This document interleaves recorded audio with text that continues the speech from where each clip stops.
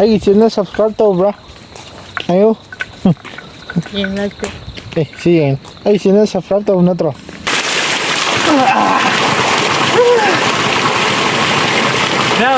ꯑꯩꯗꯤ ꯅꯨꯄꯤ ꯐꯪꯉꯦꯀꯣ ꯑꯩꯒꯤꯗꯤ ꯐꯖꯅ ꯆꯣꯠꯅ ꯂꯨꯖꯗ꯭ꯔꯁꯨ ꯌꯥꯔꯦ ꯑꯗꯣ ꯅꯨꯄꯤ ꯐꯪꯅꯤꯡꯕ ꯃꯤꯗ ꯐꯖꯅ ꯆꯣꯠꯅ ꯂꯨꯖꯕꯤꯔꯣ ꯂꯥꯛꯑꯣ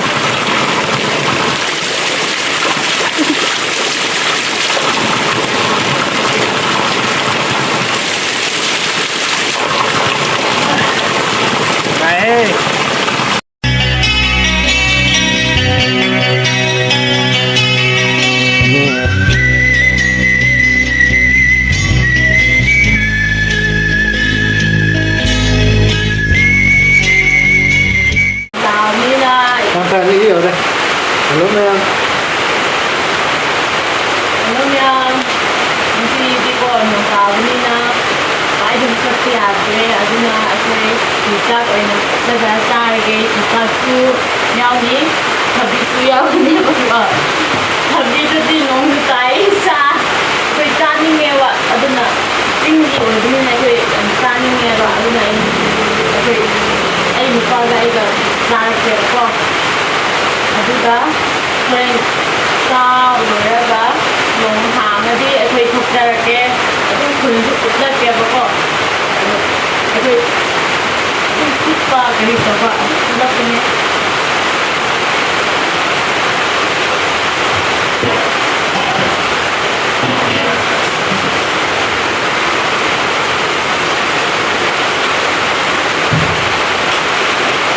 Nunggu saya itu tahu sekarang itu baru cari tuh kalau nunggu hamil nanti.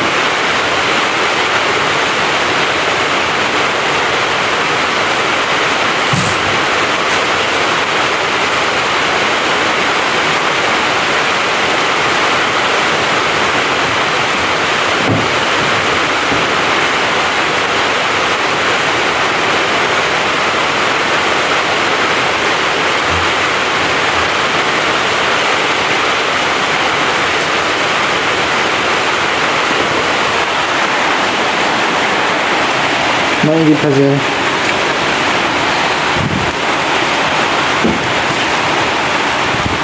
ꯁꯤ ꯃꯩꯁꯦ ꯍꯧꯒꯠꯅꯕ ꯍꯣꯠꯅꯕꯗ ꯄꯨꯡ 2-3ꯗꯤ ꯆꯪꯉꯤ ꯍꯥꯏꯗꯤ ꯉꯁꯥꯏ ꯆꯦꯔꯪ ꯊꯤꯕ ꯐꯪꯗꯕ ꯃꯩ ꯍꯧꯒꯠꯄꯒꯤ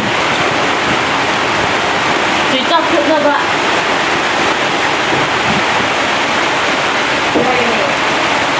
ꯆꯨꯖꯥꯛ ꯐꯨꯠꯅꯕ ꯆꯨꯖꯥꯛꯁꯨ ꯂꯩꯔꯦ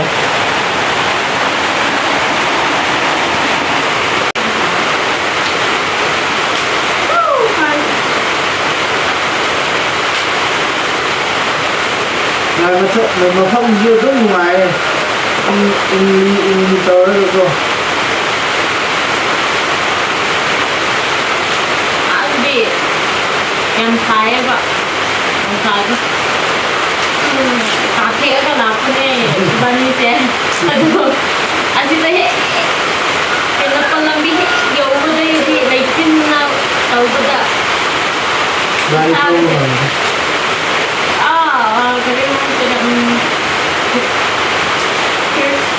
ꯃꯅꯨꯡꯗ ꯂꯩꯕꯒ ꯆꯞ ꯃꯥꯟꯅꯩꯌꯦꯕ ꯅꯠꯇ꯭ꯔꯣ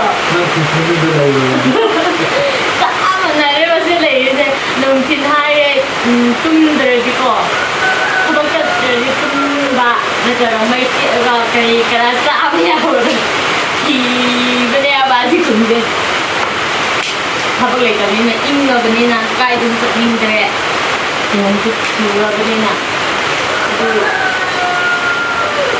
ꯃꯥꯏ ꯃꯌꯥꯝ ꯂꯥꯛꯅꯤꯡꯕ ꯃꯤ ꯂꯥꯛꯄ ꯌꯥꯒꯅꯤ ꯅꯠꯇ꯭ꯔꯣ ꯌꯥꯏ ꯂꯥꯛꯄꯤꯌꯨ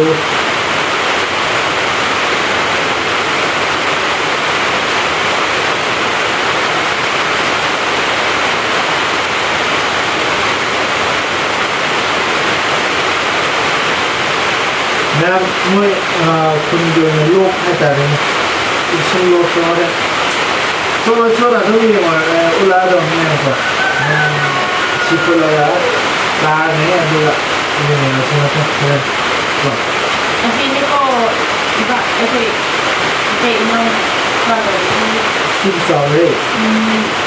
이제도 아이패 해보네 봐 지금 야는 싸비야지 야는 우리야 그냥 Làm hết có chuyện rồi. 그리고 타비가 좀 따라 Thế thì chúng tôi 인물이나 그때도 저희가 하프로 상명해봐 아니면 한산수 그래 사겠나 하고 삼로가 끝났나 답이 뭐냐? 달래 거의 아직은 뭐 아무도 삼로가 신호가 통장. 한나 보게봐 이방이 그 정말 있는 애들이 강다는 저 기분도 아파트. 어떻게 봐도나 상대이 아까 강이네요 aduna may thagadaga kasi saga isa si hara yung sito yung tawag ang lahat ko 그냥 신도 붕붕 서울이고 그냥 주작 합살라게 주작지 상만 쌀로거든 시도 뭐 시도 야우데 나간도 마야 호이 kasi dahil sugay ko hindi na eh nang sugay ka 빨리 응? 아 종해 yung ka 아우도 말로 이제 종해 또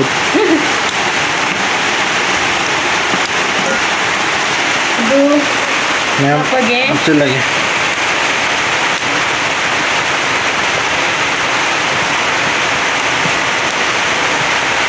Exactly guys, yung hot na ko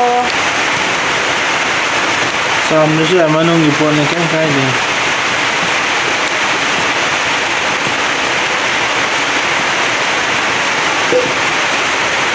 Sila habsan daya Jadi fulla ne nga mukum kumjalaga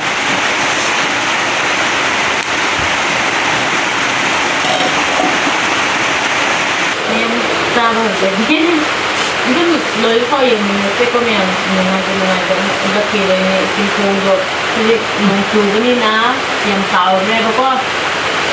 Ano na, ako nung sa kilo yung ma, ikan niya. Ano na, ano yung bibigyan. Ayun niya.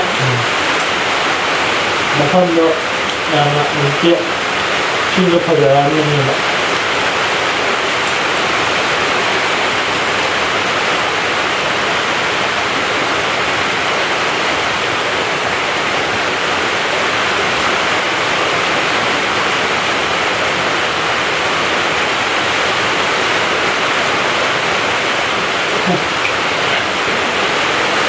Hindi na paano ako na ako.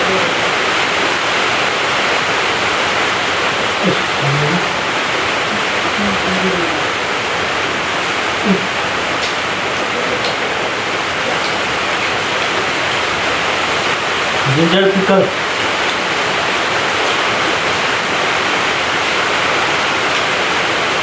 Ngâm hầu với rán riêng với xoài cổ ấy rồi anh ơi hiểu là hay đi về lúc nào rồi cho tôi rất nhiều đi qua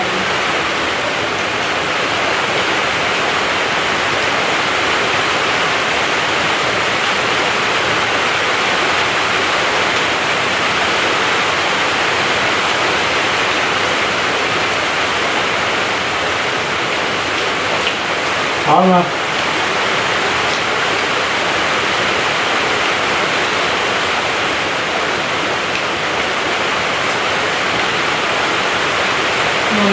mình tê đi đúng không?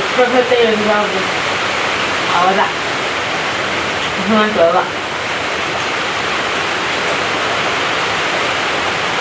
Chúng ta khi không nhau này.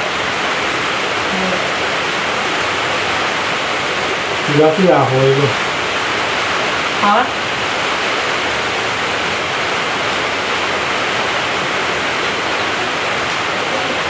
아이는 찡들이나 만만한 담들이냐 보고 아니나 아이디 찡들이 asmain tahu have dah bangun takbir dia bagi sekejap dia bapa nang dia ni kambal kayak tahu lah tambazu kan cuma tu ulu bahan video ulu bahan nanti cinta cara yang ada kata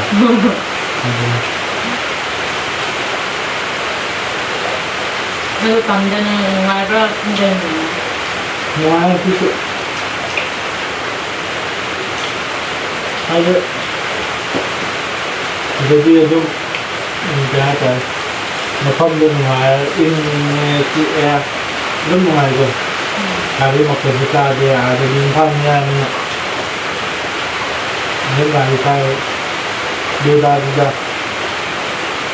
자기 읽으면 그래서 학교를 가게 가이드로 하고 가야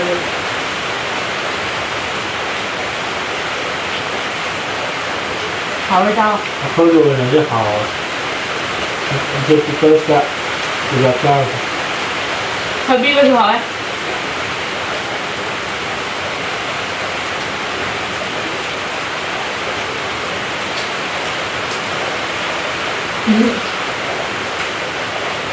ông ra và ông muốn đi nói lời luôn ông chỉ cho ra rồi ra thả vật lẻ rồi thật bây giờ là một ý nghĩa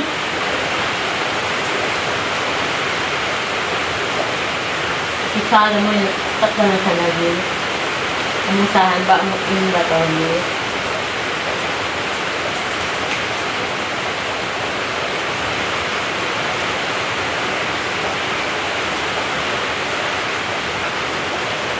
hỏi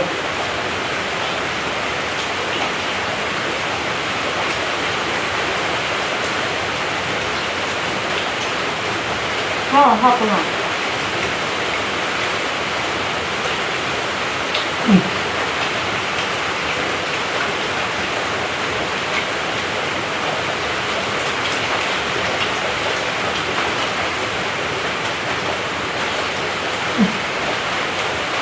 감사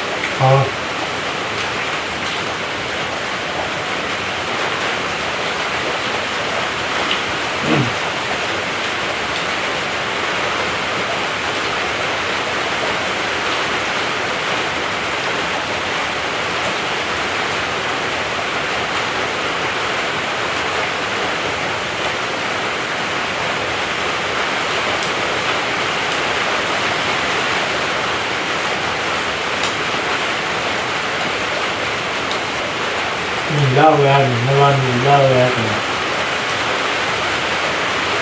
hai người cứ trở lại đây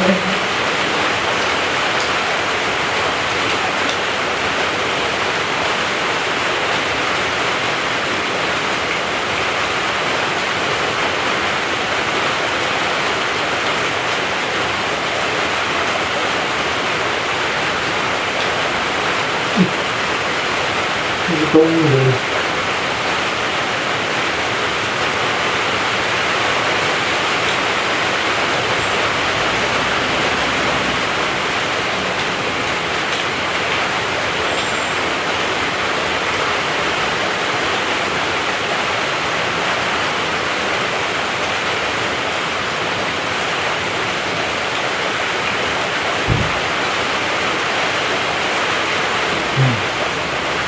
anh cứ mới chơi mà mới chơi nhất tiêu mà 이번에 자기 뭐네 매일 못했는 거고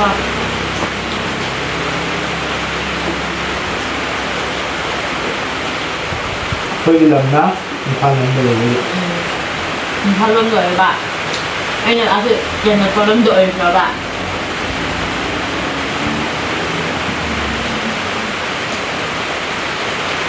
nhưng mà chơi mà mình đi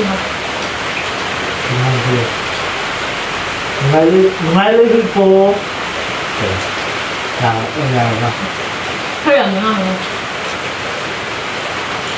Nungalagi ko kay viewers rap, kay subscriber rap, toto palo hiyo. Maringyan 하더라고요.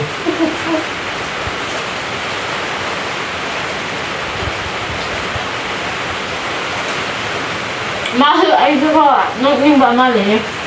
Bazaar tak ada naik. Iban ni bazaar tak ada tenang. Yang nang baik dia lah. Nak hang ni boleh. Iban ni kau hang ni apa kau? Ai hơi thật ta thì mấy tay làm nào ra còn mình mấy cái nó hằng như vậy thì nó cũng bảo mà thì mấy tay thì tại người nha anh nó bảo là có cùng cho cũng hay cô ấy buộc mấy tay mà nó mang hết rồi mấy tay này cũng thư hay như vậy ai tại cái màn rồi mấy tên được hay rồi màn đó Mali. Mali.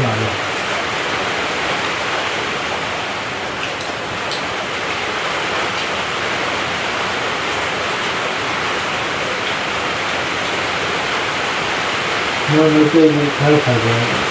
Ai tên thì nào thì kita mau kerja dia semakin malu ni apa? Kita ngam membawa tu, ngam pokok tu. Siang ni mungkin macam malu ni apa? Aduh. Ada apa pun. Ada itu saya di hajar bagi mereka malu. Ada tu kena ya. Minggu itu ठीक है light मार भी तेरे पजर पड़े आई तो आई मित्र दे आई ना दिखागा लिबा ना तो पना सिटी दा ना तो आई लुकी हो ना आई लुकी आई ये वो बहुत पड़े ये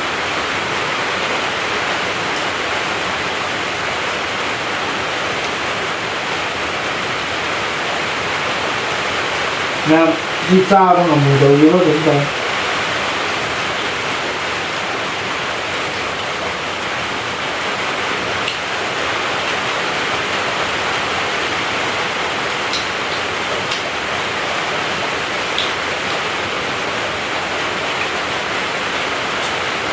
Yang video dia, yang video ternyata saya kaya tahu dia.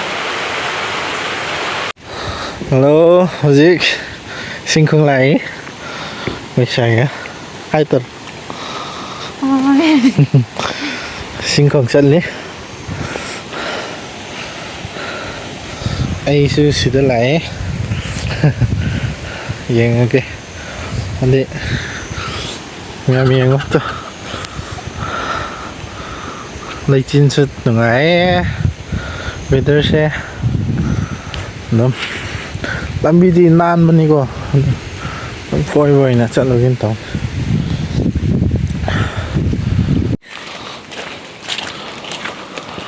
Nung ngày rồi. Sẽ lạc chứ nung ngày rồi, vẫn nó còn đỡ lại quá khăn nung ngày rồi. Nung ngày. Cái khăn kìa. Cái khăn gì đó nung ngày là su. Nên yung pala na kinang dito nga le. Nungay na ko ay asigi yung natabi da asigi yung do hen na ningsing niya ba. Ando. Asida su hujud ay ko na lai se ang ang gi battery lai bugi adum lak payo ane ba ko. Ando na to jila oi ba. Maram lai tradi. Kakan su yam lakning ba di pau di da su. Nope. Sa hiyam da amura ani nagti dam lak ko yan. Chắc chừng nha. Cái kia hình mình chọn lên nụ ngày rồi phải không? Pakhang ari ba jing na lujaga da mafam ni ko. Nupi phang riba. Hai di lai gi mafam hai rim na lai fam hai ri ni na ko. Si mafam lujaga da dum inara ne ai tare. Na sa na to. Duna dum nupi hajik di Maring atay tribe sing so dum mafan sila laga nupi phang radi dum lujaga ya ni ko 방다. 이거지? 먹고 언제 파자? 그냥 식 먹고 언제? 다음 이거.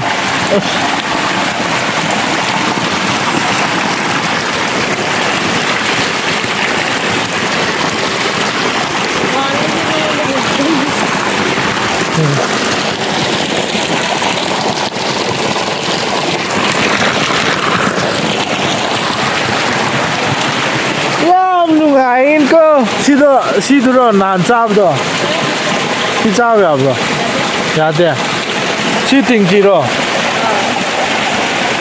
si man nu si sing lai bro ko na mo ai lu ko kun na ni ga nai bi yang na kan ni ta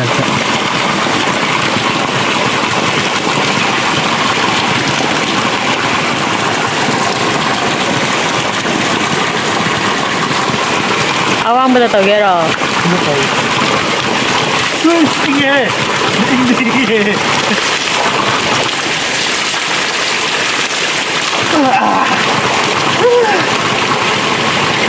그냥 아이디는 삐방이고 아이디 바다는 쪼는 루사들이 아래 삐방이 거기다 바다는 쪼는 루사 비올라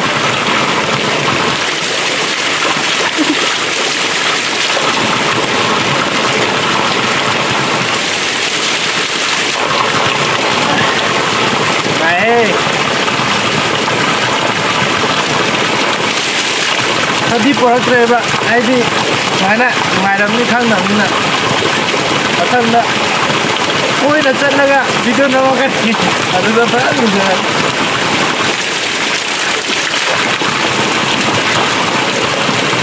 Sai ke? Mapam se ulu hai be yaad rahe to, ulu lage. Next video ngai bane to, yaar ita bhi uttama.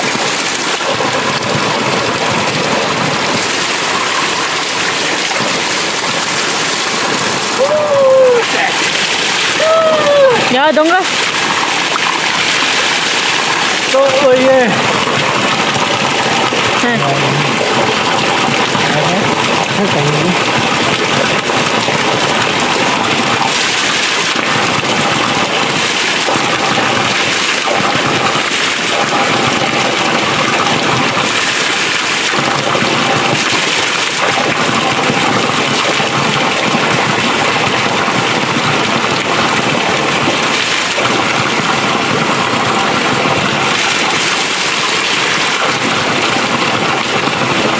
Kommen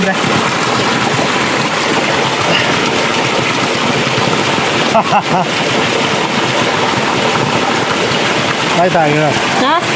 Cái chi nào tầng? Hả? Cái chi nào tầng? Đúng chứ nào là sinh kỳ em mà.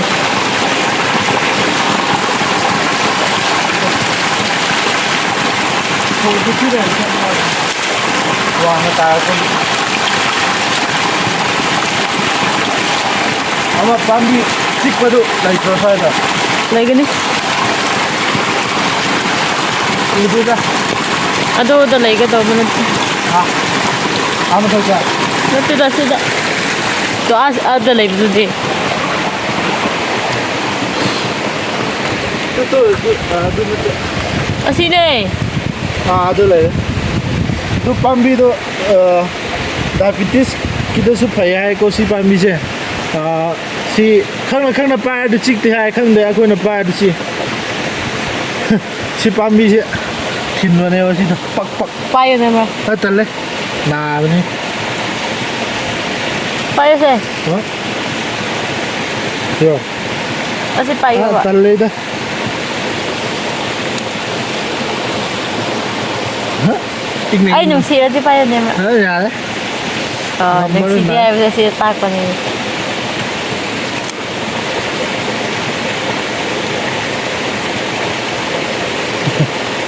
Balik ko. Hindi, padan payo. Ish.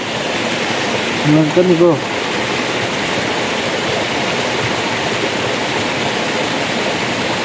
Bye.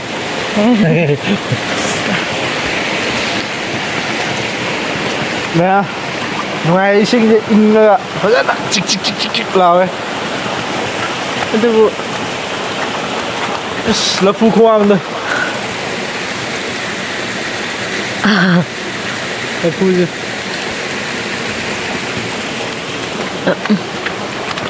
yam lapu thao yam ta na ga jan ni ising su thok ba adu ge paisa su tan man nungai ko lapu di yola su magi anau ba chongok pa du su yon ba yai adu magi mahai su pong thorak pa da su lapoi na on di kan su yai ba lapoi je thamin si paisa ta min si ꯅꯣꯛꯄꯗꯗꯤ mid ꯎꯗ꯭ꯔꯦꯅꯦ ero paisa ta min si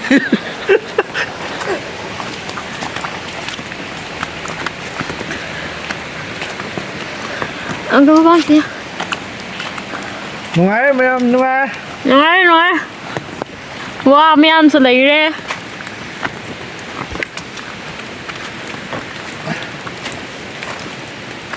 ไอ้พวกคนที่พังเมื่อกี้พังบ้างก็ตอนนี้ไม่ก็เลยนี่สวยนะ jingum tore makhal sure mayam mayam nungai sing se đúng á user kita chỗ thật này ra ingli tàu rồi gạ nungai vâng ua phật hậu nên là mayam nungai bố cô mayam số cái này chỉ có một phần nó là gạ ngạc ta coi vào gồm một thua gạ cô nungai thọc bây ấy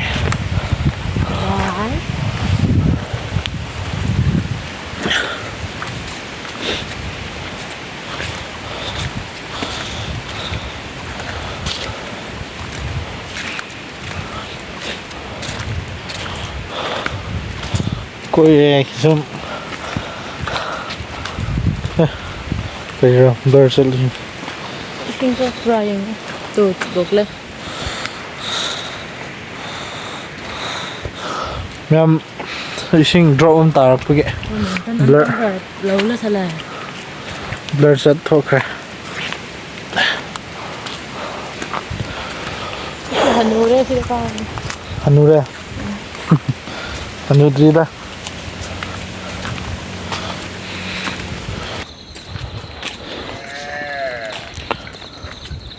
hello ayo hello guys ayo ai channel subscribe to bro ayo nhìn lại eh si ai channel subscribe to na tro